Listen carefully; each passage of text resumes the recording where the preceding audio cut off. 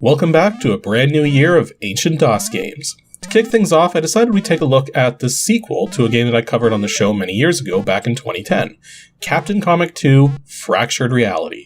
Now, I kind of had high hopes for this game based on my initial impressions compared to how the first game played, but it didn't take long before I realized what I'd gotten myself into, as Captain Comic 2 is made in much the same vein as the original Japanese Super Mario Bros. 2, also known throughout the English-speaking world as The Lost Levels, in that both games feel similar to their originals, look similar to their originals, have all new content compared to the originals, and are both extraordinarily difficult. In fact, in some ways, Captain Comic 2's got it a bit worse than Super Mario Bros. 2, due to some unusual design decisions, one of which makes it possible for a run through the game to enter a Walking Dead state, as it were.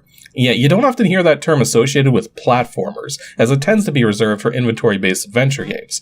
But yeah, it's very possible in this game to do something that makes it impossible to beat, and then save your progress following and become permanently incapable of beating the game without starting over. Well, there's more to it than that, of course, and we'll go over the specifics for sure, but I should definitely clarify that, all things considered, I don't consider this a bad game, because so long as you know what you're doing, where to go, and how to deal with the various obstacles you come across, it's a fun time. Lack any of that knowledge, and you are in for a nightmare.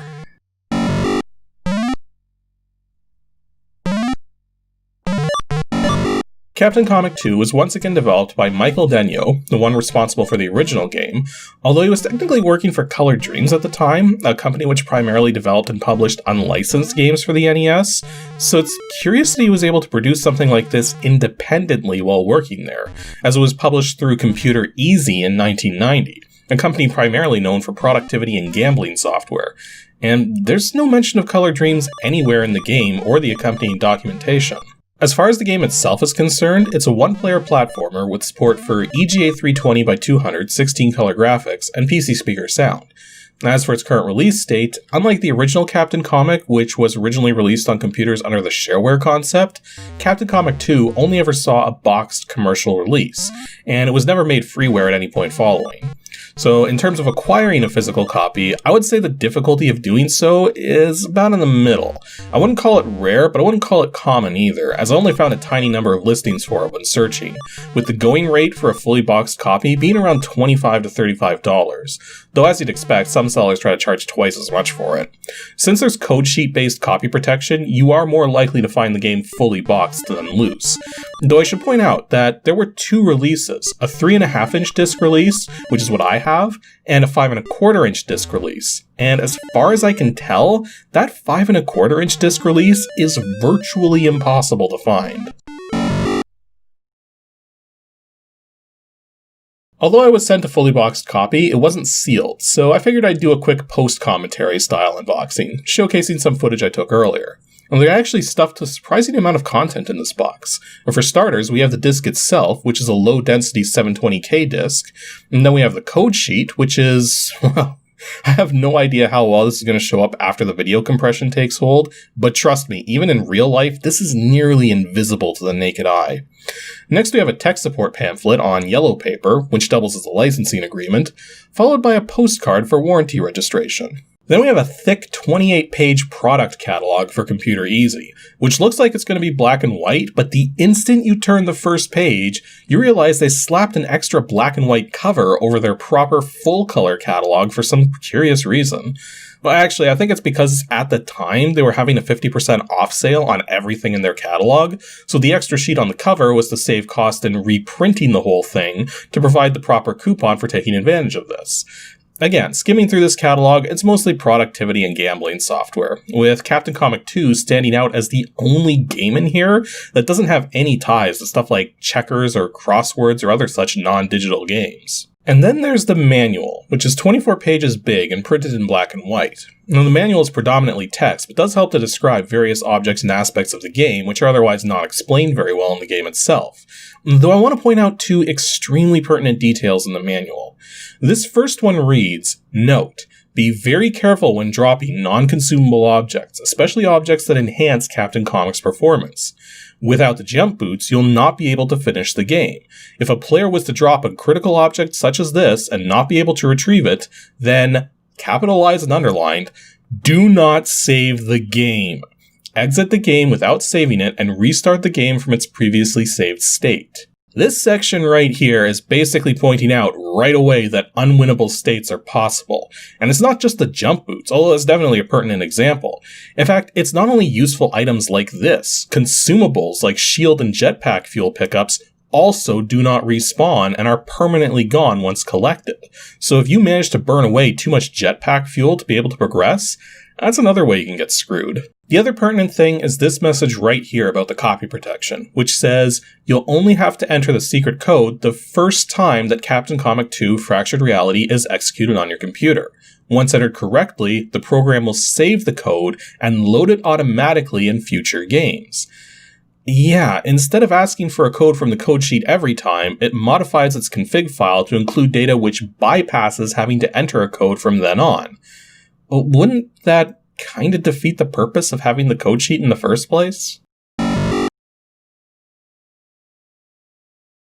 Before we get into the gameplay, I should quickly mention that Captain Comic 2's story immediately follows the events of the first game, where Captain Comic is returning home with the treasures that he found when he suddenly intercepts a distress call from an uncharted planet nearby and decides to investigate. Upon landing, he eventually finds his way into a research center and meets a race known as the Skrejgib. And they came to the world in search of new forms of power, but got more than they bargained for upon discovering an ancient temple and removing 6 powerful crystals from it, as upon doing so, the evils which originally set the planet into its current dark age began to wreak havoc, causing plants and robots to go berserk. Furthermore, the natives of the planet stole the crystals back, but those who actually touched the crystals went berserk from the powerful evil that was trapped within them, and then took those into the 6 fractured realities of the planet to hoard the power for themselves. So your task is to retrieve all 6 crystals and to destroy them to prevent any further catastrophes. I should point out that much of the story is presented from NPCs you come across as you play through the game. And there's actually a considerable amount of dialogue, which weaves kind of a clever, though predictable story. Well, predictable once you take a closer look at the word Skrejgib and realize what's going on with that. In any event, the game is far bigger than the original. I'd say about 3 times the size at least, so there's definitely a ton of gameplay here. So let's actually talk about how you play this thing. The controls are somewhat simple and kind of rely on you having a numeric keypad, as you can play the game without, but then many of the keys you need to hit would be scattered over the keyboard. A left and right move left and right.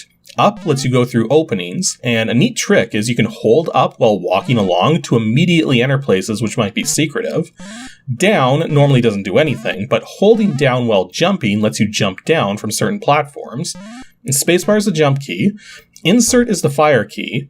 Page up and page down are the equipment selection keys to cycle between your 4 main equipment items, while the home key lets you access your inventory along the bottom of the screen in order to drop things onto the ground, as inventory items either provide a passive effect while held, or are only usable while placed into the world. Not to mention, there's more items in the game that you have inventory slots, so being able to drop off things that you're not going to need anymore is very helpful. The 4 equipable items you acquire include cans of Blastola Cola, which determines how many shots you can have on screen at a time, same as in the original game. You get a pickaxe, which can break down certain kinds of obstacles, possibly revealing items in the process. A jetpack, which turns your directional controls into a flight mechanic, though consumes fuel while active. And a magic wand, which is used to transform items in the world into different kinds of items. And you can even transform things you might not think would be possible. For instance, hitting a 10-gem pickup with the wand turns it into a shield pickup. Arguably way more useful depending on the circumstances. Whereas hitting a 5-gem pickup turns it into a 1-gem pickup. So don't do that. The gems, by the way, give you an extra life for every 100, and extra lives are pretty self-explanatory. One thing you're going to quickly notice, though, is a new mechanic compared to the original game, thanks to that new inventory system. If you try to collect something, which otherwise would have no effect, such as a shield power-up while at max shields, or a fuel power-up at max fuel, instead of wasting the power-up, it goes straight into your inventory. Now, keep in mind, you can't actually use anything inside your inventory. So when you want to use these things later on, you have to drop them out into the world first, wait a moment for them to stop flashing, then your character should pick it back up and attempt to consume it as usual. I should also quickly mention that whenever you drop something into the world, it'll permanently stay where you dropped it until you pick it up again. The jumping mechanics have also changed a bit, as Captain Comic now has a proper arc to his jumps, though a limit as to how fast he can fall. Ironically, this new jumping arc, I feel, makes the game slightly harder than the original because of the half-tile increments on horizontal movement. Now, the original game had fixed speeds for ascending and descending while holding the captain's height for a moment at the peak of his jump, so you could only ever move a half-tile at any time in any direction. Here in Captain Comic 2, though, height values have pixel accuracy. In fact, even enemies are allowed pixel accuracy on their height values too, so there's quite a bit more verticality to consider now compared to the original. One of the main mechanics of the game, though, is when you reach the control panel in the temple. Now, this works as a level select, allowing you to access the 6 fractured realities in any order you want. Those realities being nature, magic, time, ice, techno, and dreams. Now, after making a selection, a teleporter outside at the far left will take you to the appropriate reality, at which point you can... what the heck reality is this? Captain, I'm afraid you, nice typo, have made a terrible mistake. You failed to obtain a certain object that you should have had from the start of your adventure. Now, since this object is not very expensive, you should go obtain it before you venture any further. And I'm essentially trapped in this room now. Okay, so something I've mentioned a few times outside of the show, but I don't think I've ever touched on in an ADG video itself, is that I have access to a pretty massive archive of DOS games, most of which are from the 80s and early 90s. And because the hardware I use to get floppy disk data onto my Windows 10 PC is becoming increasingly less reliable, I try to avoid using said hardware if I can, opting instead to pull copies of the games that I need for these videos from said archive. Well, the copy I acquired from the archive was cracked and didn't ask for a code when starting it. But it turns out, said crack failed to remove all the checks, as there's another check performed anytime you use the transporter to access one of the 6 fractured realities. If the check fails, you end up here, unable to progress. And it's actually not common to find creative work put into a copy protection check, so it's kind of neat to be able to show this. Anyways, after an hour of wrestling with my old hardware, I finally managed to get the legitimate copy onto my system, used the code sheet as expected, played up to this point again, and was finally able to proceed as intended. Now, up to this point, the difficulty's been higher than in the first game, but manageable. Once you get up to the fractured realities, though, holy jeez, the difficulty skyrockets. Firstly, let's talk about this control panel again. It gives you the impression that you can play the game worlds in any order you want, but in reality, every one of these areas, save for one, is gated by one or more objects from the other areas. Thus, it's just an illusion of choice. You have to play through them in a specific order. That order being magic, ice, techno, nature, time, and finally dreams. The magic wand is acquired from the magic realm, which you don't need to clear the ice realm, but a keycard you need for the techno realm cannot be acquired from the ice realm without jump boots, and the boots themselves require the magic wand to obtain. The jetpack is in the techno realm and is needed to go anywhere in the nature realm, where you find a clock, which is required to clear the time realm, which is where you find the teddy bear, which gates your entry into the dreams realm. Next, let's talk about why the game gets so freaking hard so fast. To start with, many of the enemies up to this point have been too small to hit with your fireballs, but once you get into the magic realm is when it really becomes a problem. But furthermore, enemies behave in somewhat odd ways in that they're blocked by the screen boundaries. If the camera is stationary when an enemy hits the edge of the screen, it'll change direction and move back towards the middle. Worse still, some of the small enemies, though not all of them, only count as existing while on screen, because once they're off screen, they're not only removed from existence, but they respawn wherever their spawn point is supposed to be, though they won't reappear if the spawn point is still on screen. Basically, you can just barely scroll some small enemies on screen, scroll back slightly, kill the enemy, and the instant you walk forward again, the enemy is freshly respawned. To add to the confusion, there's also large enemies and a few small enemies which do not follow the same respawning logic. In fact, they only respawn if you leave the current area and come back. Basically, all large enemies and those few small enemy types exist at all times, but are only processed while on screen. Once off screen, they stay put wherever you left them until you scroll them on screen again. This wouldn't be so bad if you could kill everything, but some of the large enemies you come across are completely immune to attack. Now, this isn't that big a deal when you enter the crystal mines and these ghosts barely hurt you, but the tornadoes in the nature realm do a full third of your shield gauge in damage. 3 hits plus a hit from anything else to take you below 0 shields, and you're toast. And by the way, I'm intentionally dropping the brightness of the nature realm here because the storm effect is extremely hard on the eyes, which I kind of get why it was done that way, but it makes for a miserable experience trying to clear this area. Now, similar issues arise in the time realm, where you spend the second half of it dealing with this crazy earthquake effect that's constantly shaking the screen vertically. Some of the realms have some neat stuff going on at least. The Ice Realm, for instance, has a sledding section in it, which is kind of fun, but also kind of deadly as you die if you slam into anything. The Magic Realm has inverted floating water pools you can swim in, where you can both enter and exit the pools from the bottom.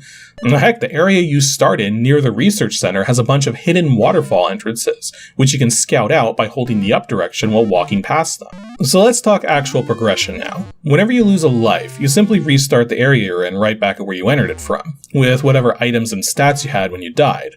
All well and good sometimes, except once you start dealing with jetpack fuel, since absolutely none of the items in the game regenerate, and enemies never drop anything, this means if you burn up jetpack fuel trying to make it through an area, then die before you get to the next area, you not only restart the area with all that fuel burned off, but any fuel pickups you got along the way will also still be gone.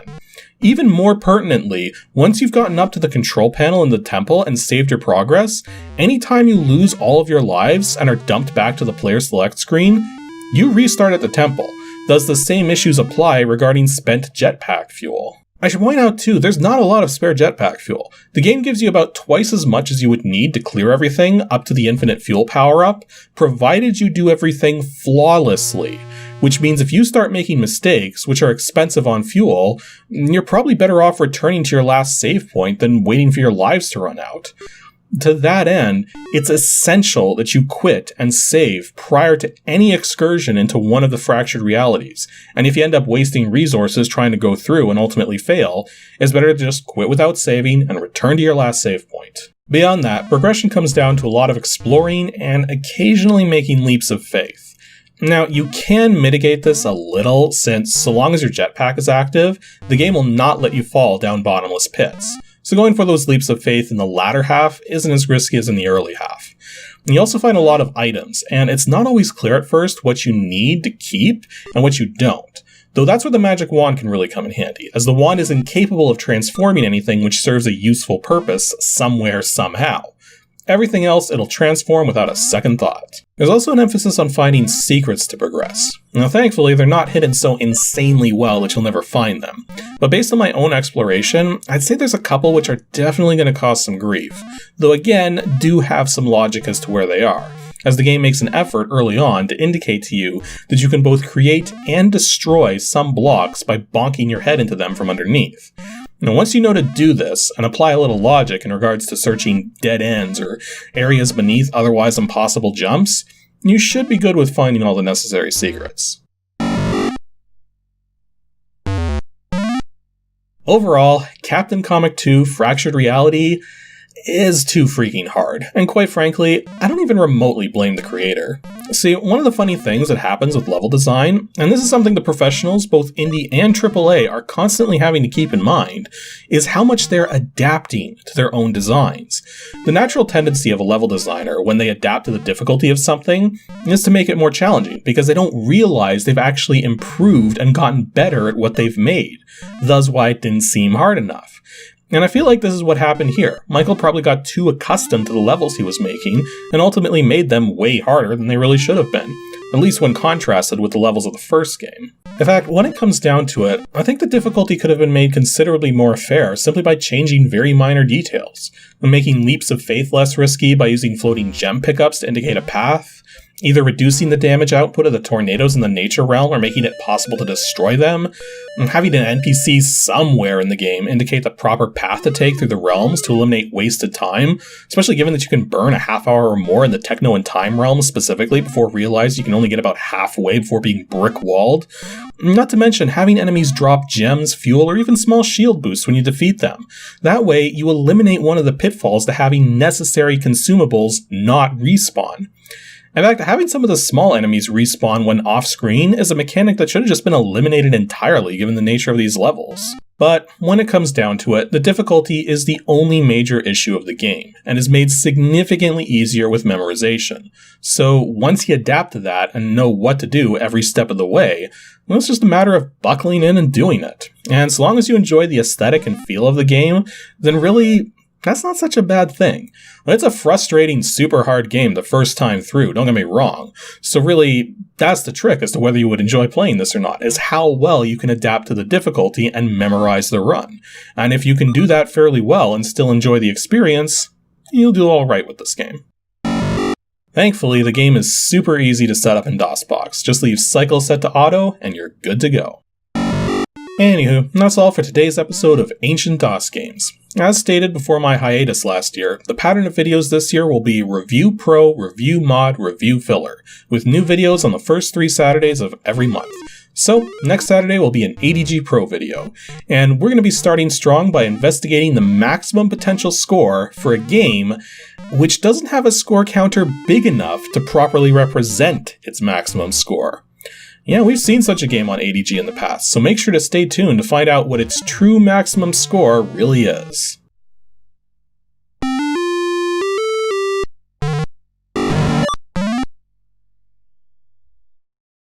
Thanks for watching, everyone, and extra special thanks to everyone supporting me on Patreon. Here's just a small selection of you guys.